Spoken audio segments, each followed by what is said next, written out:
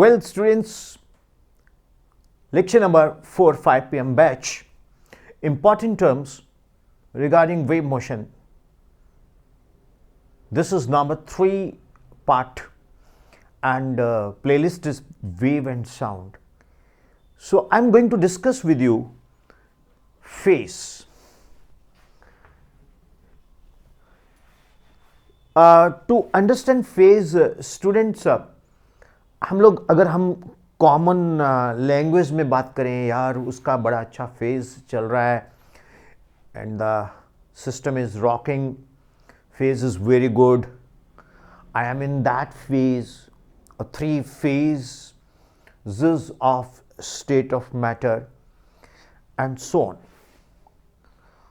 तो फेज की जब हम बात करते हैं स्टूडेंट्स, तो हमारे दिमाग में फेज का मतलब क्या निकल के आता है कि हम किस अवस्था में हैं. कुछ हद तक ये चीज़ इससे मैच करती है, बट वैसे एग्जैक्टली नहीं. The quantity physical term it is, actually phase is a physical term, it's a physical quantity. एक बच्चा मुझसे पूछता, sir what is physical quantity? Physical quantity is that quantity which can be expressed in terms of certain laws, which can be expressed in terms of certain laws. तो phase को in terms of certain laws में हम कैसे explain करते हैं? Phase क्या चीज है? Phase is the quantity which expresses at any instant the displacement of the particle. Phase is a physical quantity which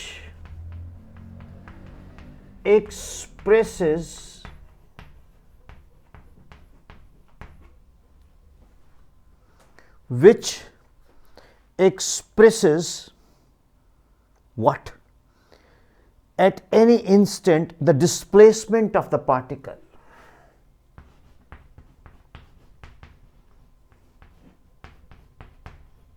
Any instant the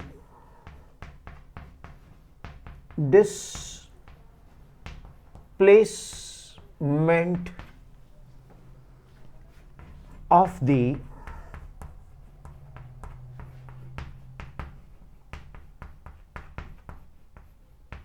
particle means किसी भी पार्टिकल की क्या डिस्प्लेसमेंट है and its direction of motion and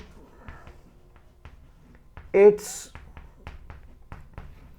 direction of motion.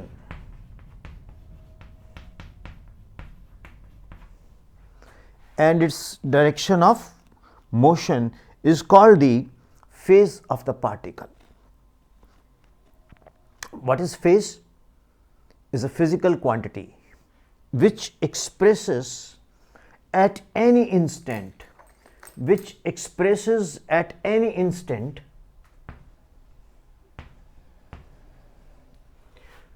the displacement of the particle and its direction of motion. Well, students, इसको समझने के लिए मैं आपको एक वेव बना के उस वेव के ऊपर इस सारी जो मैंने ऊपर ये जो 3 लाइन्स लिखी हैं ये एक्सप्लेन करता हूँ. इसके पीछे की जो फिजिक्स है वो निकाल के देता हूँ आपको, ठीक है? तो आप इतना नोट करो, मैं फिगर बनाता हूँ, मैं पॉज करता हूँ. वेल स्टूडेंट्स, फेज क्या है? एक फिजिकल क्वांटिटी है जो एक्सप्रेस करता है किसी भी इंस्टेंट पे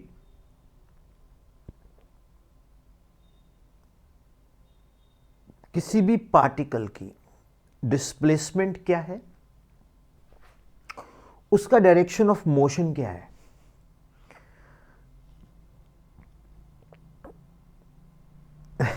मैंने एक वेव बनाई है यहां, जिसमें एक दो क्रेस्ट हैं, तीन और दो ही ट्रफ है। अब इसमें देखिए, जो पार्टिकल 1 है वो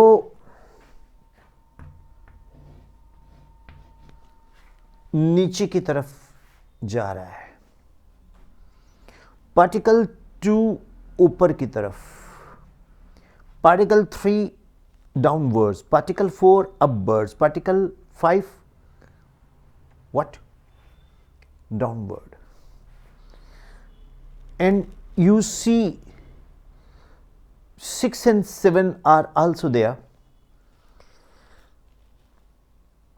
at the crest point.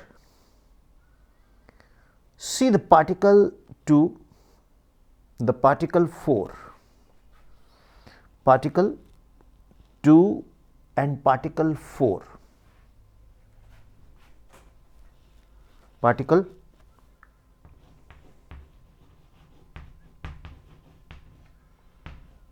2, 4, they are going up, है ना, they are going up. And particle 1, 3 and 5,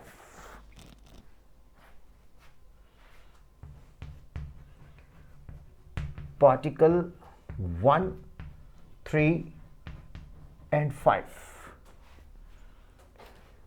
they are coming down. 1, 3 and 5, they are coming down. देख रहे हैं ना, ये भी नीचे, ये भी नीचे, ये भी नीचे। हम बोलेंगे particle 1, 3, 5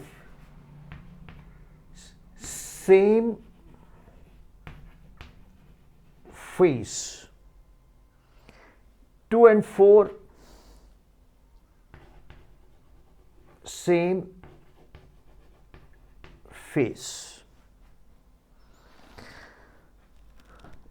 If two particles of the medium at any instant are at the same distance, not high, and in the same direction from their equilibrium position, and are moving in the same direction, then they are said to be in same phase. For example, particle 1, particle 3, particle 5,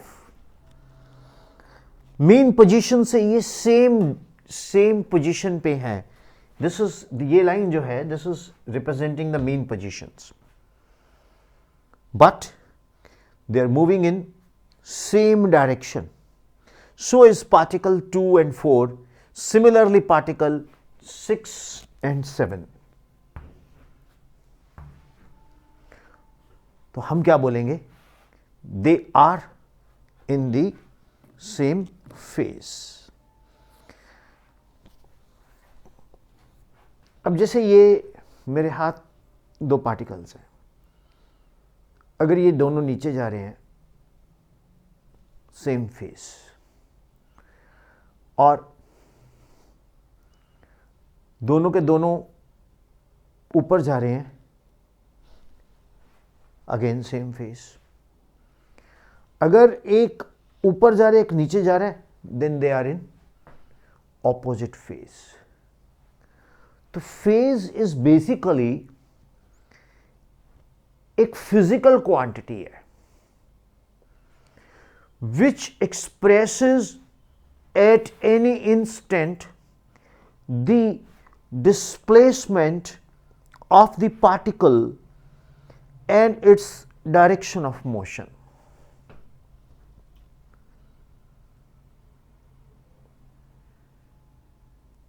easy है ना।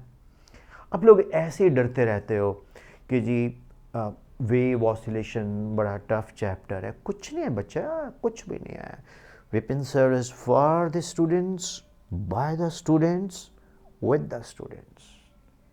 Physics is not difficult subject, it is wonderful, it's beautiful subject. समझने वाला है।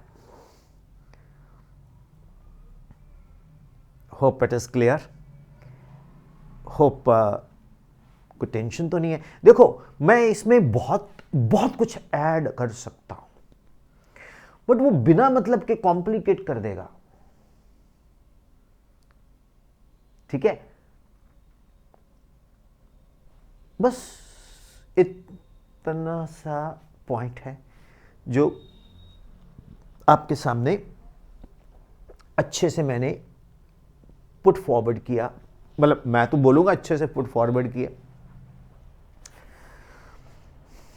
Hope it is clear. What is phase? Is a physical quantity which expresses at any instant the displacement of the particle and its direction of motion. Clear? अब हम आगे निकलते हैं। अगला जो 15th टर्म है मैं उसको एक्सप्लेन करता हूं। पहले बताओ इज इट ओके? अगर आपको कुछ और एडिशनल चीजें चाहिए इस पे तो आप हेजिटेट नहीं करेंगे, आप मुझे बताएंगे, मैं डेफिनेटली इसको अच्छे से और ऐड कर सकता हूं। मुझे कोई प्रॉब्लम नहीं है, बट मैं नहीं चाह रहा कि मैं आपको क्यों कॉम्प्लिकेट करूं। ठीक है ना? हम एक काम करेंगे, हर चैप्टर खत्म करने के बाद उसमें कुछ बहुत एडिशनल चीजें मैं डाल दिया करूंगा, जिससे बच्चों के मन के बहुत सारे पॉइंट्स होते हैं वो पूछना चाहते हैं। राइट? तो सिंपल है, चलें आगे। Thank you. See students, intensity of wave. The wave intensity is the average amount of energy flow in the medium per unit time and per unit of its cross sectional area. For example, मैं कुछ बोल रहा हूं तो मैं एक wave produce कर रहा हूं। कौन सी वेव गेस करोगे? जब हम बोलते हैं साउंड वेव कौन सी होती है? Longitudinal, not transverse. तो मैं बोल रहा हूं मैं एक लॉन्गिट्यूडनल वेव एमिट कर रहा हूं, तो जो मेरी वेव की इंटेंसिटी है वो क्या है? जो average energy over the compression rarefactions flow in the medium means air, per unit time and per unit of its cross sectional area. अब क्रॉस सेक्शनल एरिया क्या है? जैसे ये cross sectional area, per unit cross sectional area, per unit cross sectional area. ये वाला area, ये वाला area क्या होता है? Cross sectional pi r square. That is intensity of wave. तो इंटेंसिटी क्या हुई फिर? Intensity is equal to energy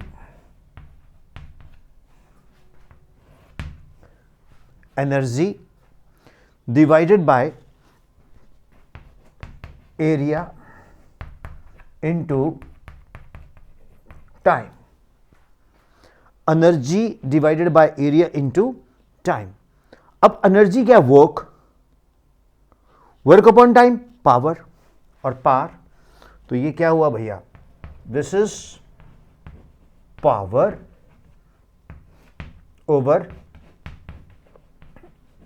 area.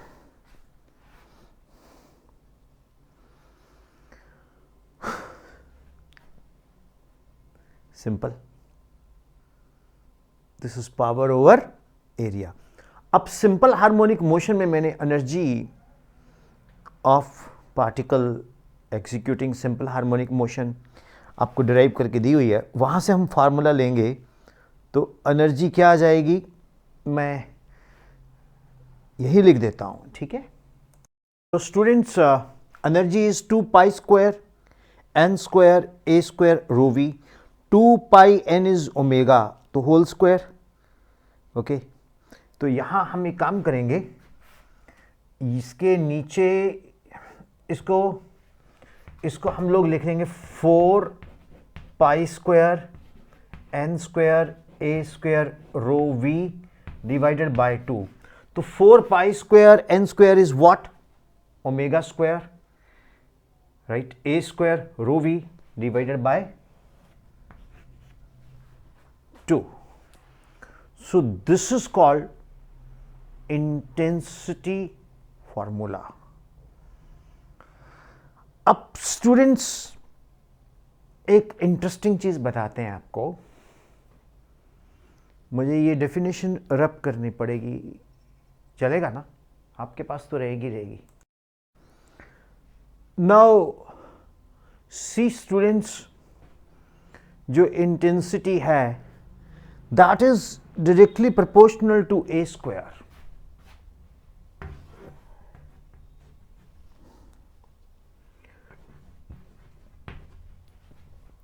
Intensity is directly proportional to a square if where v rho they are constants, means हम speed of wave और density of the material medium इसको क्या रखेंगे, constant. A कौन है, amplitude, a is called what, amplitude. V को क्या बोलेंगे, wave velocity,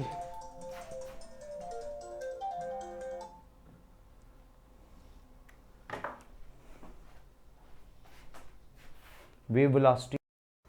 So dear students, A is called amplitude, A is called here what, amplitude, and then students V is called wave velocity, V is called what, wave velocity, and dear students, जो V है wave velocity and rho जो density है इसको हम constant रखेंगे, and N आपको बोलेंगे, रो भी लिख ही देता हूं, चलो रो को बोलेंगे density of medium, and students v is wave velocity, rho is density of the medium, a amplitude, so n is called frequency, ठीक है। बस कोई मुश्किल चीज़ नहीं है, ऐसे ही लोग डरा देते हैं। कितना टफ लग रहा है आपको, इतना सिंपल हमने इसको कोशिश किया बताने का। अब आप एक चीज़ नोट करो, जो इंटेंसिटी है वो area into time, energy upon area into time है, ठीक है। तो अगर हम लोग इसको अगर हम रखें, कांस्टेंट रखें, मतलब एक सेकेंड में आपको बताता हूं। Now students, I will be using this term, okay. तो should I rub it, because आप लोग स्क्रीन पे देखते हो, ठीक है ना, तो स्क्रीन पे देखते हो, चलो जो बड़े मॉनिटर पे देखते हो उनको तो इजी लगता है, कई बार आप टैब पे देख रहे हो, मोबाइल पे देख रहे हो, तो ये बड़ा कंजस्टेड हो जाता है। मैं रब कर देता हूँ, अरे यार मेरे लिए रब है, आपके लिए तो आप रिवाइंड करके वापस आ जाओ इसमें, ठीक है ना, कर दो, चलो। अब इंटेंसिटी क्या है, पावर अपॉन एरिया। अब एरिया कौन सा है, वो जो मैंने दिखाया था क्रॉस सेक्शनल एरिया, है ना। तो हम लिख सकते हैं I is equal to P upon 4 pi r square. अब ये जो हम 4 पाई आर स्क्वायर ले रहे हैं, ये पूरे का पूरा 3 डायमेंशनल वॉल्यूम ले रहे हैं। मींस अब मैं बोल रहा हूं तो पूरे रूम में, पूरे स्टूडियो में, पूरे आपके पास मेरी आवाज जो आ रही है पूरे कमरे में वॉल्यूम में फैल रही है ना। अभी प्लेन वेव थोड़ी है यार, ये वॉल्यूम में हर तरफ जा रही है ना। बोलो, दिमाग में नहीं आ रहा। जब हम बोलते हैं तो ये सब डायरेक्शंस में, एक्स एक्सिस में, वाई एक्सिस में, जेड एक्सिस में जाएगी ना, जाएगी ना। तो अगर हम इसको सेंटर लें तो ये देखिए, ये इस तरह से like this, like this, like this, like this, ये आर आर हुआ ना। तो इंटेंसिटी पावर कांस्टेंट कर दो, 4 पाई कांस्टेंट कर दो, तो intensity is inversely proportional to r square.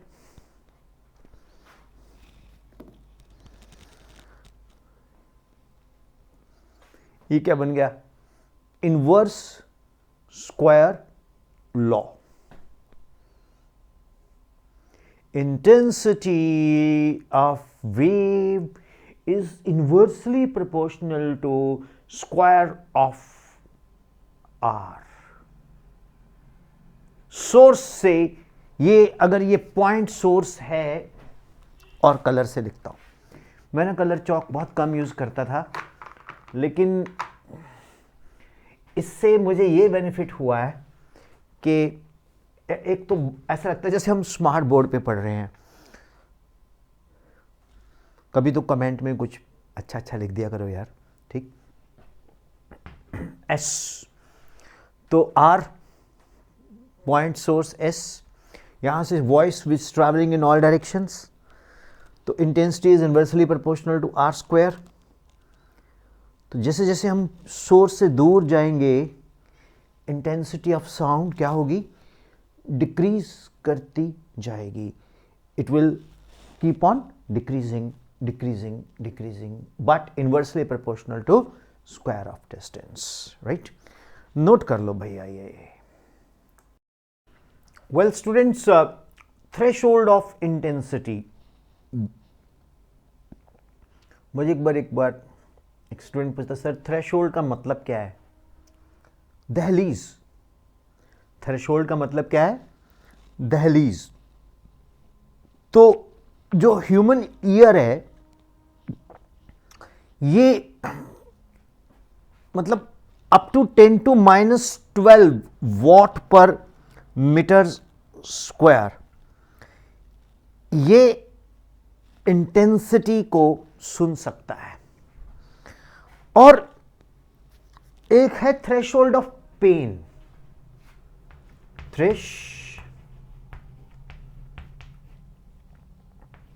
Threshold of pens.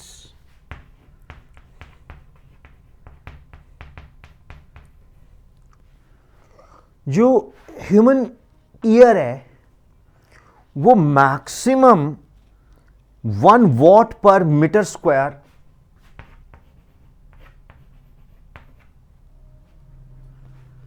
वो बर्दाश्त कर सकता है, 1 watt per metre square. That is called what?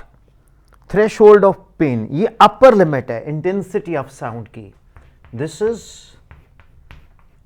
Upper limit of intensity of sound. Is it clear? तो human ear can hear sound of intensity up to 10⁻12 watt per meter square, and threshold of pains कितना है? 1 watt per meter square. That is the upper limit of intensity of sound. Interesting students, उम्मीद करता हूं आप enjoy कर रहे हैं इसको।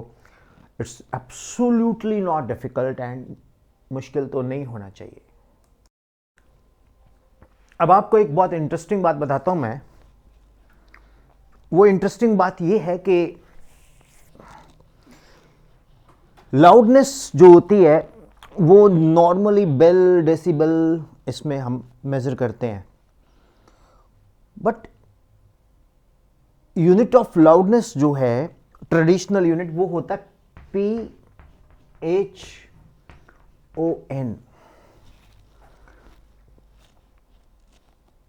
आज की डेट में student scenario of teaching is changing daily.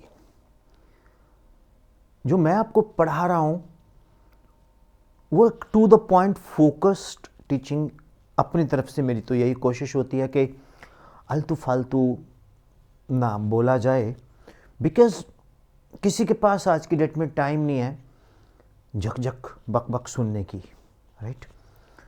तो एक लास्ट पॉइंट रह गया एनर्जी डेंसिटी। तो फिर हमारी जो important terms regarding wave motion है वो ख़त्म हो जाएगी। फिर हम लोग और कुछ इंटरेस्टिंग चीज़ें स्टडी करेंगे बट इन सीक्वेंस, ठीक है। प्लेलिस्ट में ही जाके आप पूरे के पूरे चैप्टर को स्टडी करें तो बेटर है, राइट। तो let's go to the new topic, 16th important terms. What is energy density? Energy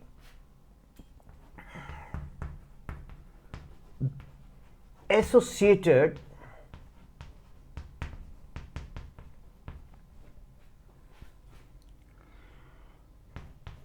per unit volume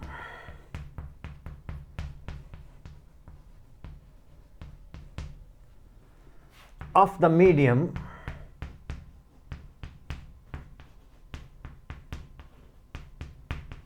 is called energy density. Energy associated per unit volume of the medium is called energy density. तो energy density किसके equal होगी? Energy per unit volume. अब energy आपको पता ही है, what is that? 2 pi square n square a square rho v, याद है ना? 2 pi square n square a square rho v, अब डिवाइडेड बाय व्हाट? अब एनर्जी पर यूनिट वॉल्यूम क्या हो जाएगा? That is intensity upon velocity. तो नीचे वेलोसिटी आ गया, दिस गेट्स कैंसल्ड, तो ये क्या बन गया? 2 pi square n square a square rho. अब 2 pi square n square rho ये हमारे पास बन के आ गया, करेक्ट। अब 2 पाई स्क्वायर n स्क्वायर की जगह हम अगर लिख दें, या लिख दूं 4 pi square n square a square rho upon 2। अरे यार मैंने इसको 2 से मल्टीप्लाई कर दिया, 2 से डिवाइड कर दिया, ऊपर 4, ये 2 पाई स्क्वायर n स्क्वायर क्या बन जाएगा? Omega square a square rho upon 2। तो ये क्या है? Energy density. कुछ लोग इसको U in the foot dB लिखते हैं। तो स्टूडेंट्स ये कुछ इंटरेस्टिंग सी चीज़ें हैं जो मैंने आपके साथ शेयर की हैं। होप ये सारी क्रिस्टल क्लियर हो गई आपको, एंड हमारी कोशिश रहती है आपको बेस्ट से बेस्ट देने की। दिखने में ये 30 मिनट्स का लेक्चर है, लेकिन इसके पीछे चलो क्या जताना, मेरे बच्चे हैं, मैं इनके लिए कुछ भी कर सकता हूँ। पढ़ाई में जितना मेरे को इजी वे से मैं बताने की कोशिश करता हूँ, hope you will relish it. तो स्टूडेंट्स, मल्टीपल चॉइस के लिए मेरी एक ऐप है, उसका नाम है टॉप रैंकर, TOPRANKR। ये सिर्फ मल्टीपल चॉइस को कवर करती है। जो बच्चे +1 में हैं वो इसको सब्सक्राइब कर सकते हैं पूरे ईयर के लिए। आप इसमें PCB, PCM सब कुछ मिलेगा, गूगल प्ले स्टोर पे अवेलेबल है। एक स्टूडेंट्स +2 के लिए we are going to launch online live classes through our app, that is VS school of science. मैं लिख देता हूँ। Students, for MCQ, for JEE NEET, you can go with our app topranker.com और website है www.topranker.com। दूसरा, for board preparation for CBSE और any board preparation और ICSE board preparation, तो हमारी न्यू सेशन में रजिस्ट्रेशन है VS स्कूल ऑफ साइंस। इसमें SCIENCE, इसमें VS means Vipin Sharma school of science. इसमें हम लोग फिजिक्स, केमिस्ट्री, मैथ, बायो ये आपको देंगे लाइव। ये ऐप आपको डाउनलोड करनी पड़ेगी।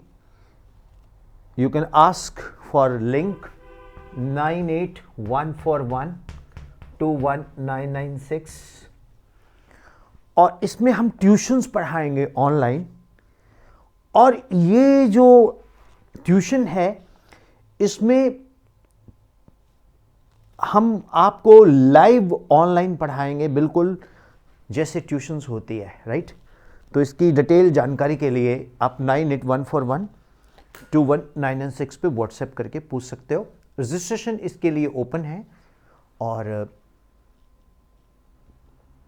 बहुत गजब के टीचर्स मैं आपको दूंगा जिन्होंने नेशनल लेवल के रैंक्स दिए मेरे साथ।